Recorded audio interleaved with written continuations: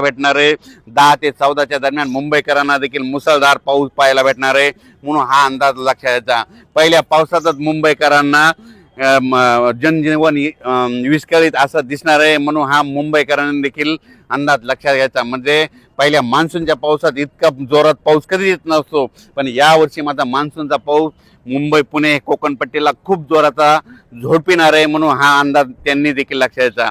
आणि राज्यातल्या सर्व शेतकऱ्याला सांगू इच्छितो की यावर्षी सरासरी इतका पाऊस पडणार आहे, म्हणजे जेमतेम पडणार आहे, पिकाला लागेल तसा पडणार आहे।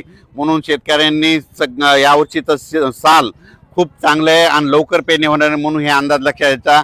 आजच्यानं कंप्लीट 6 दिवस पाऊस यायला शिल्लक राहिलेले आहेत मोसमी पाऊसला।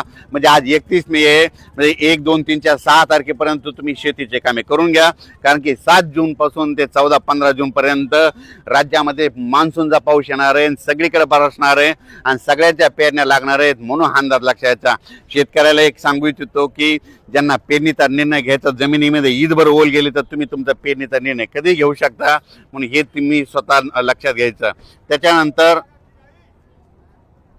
हा जो पाऊस येणार आहे, तर या पावसामध्ये मोसमी पावसामध्ये मान्सूनच्या पावसामध्ये गारपीट कधीच नसते, पण ह्या पावसामध्ये गारपीट पाहायला भेटणार आहे, म्हणून बीडकरांनी हा अंदाज बीड संपूर्ण जिल्ह्यातल्या शेतकऱ्यांनी अंदाज लक्षात घ्यायचा। सोलापूर जिल्ह्यातल्या शेतकऱ्यांनी देखील अंदाज लक्षात घ्यायचा।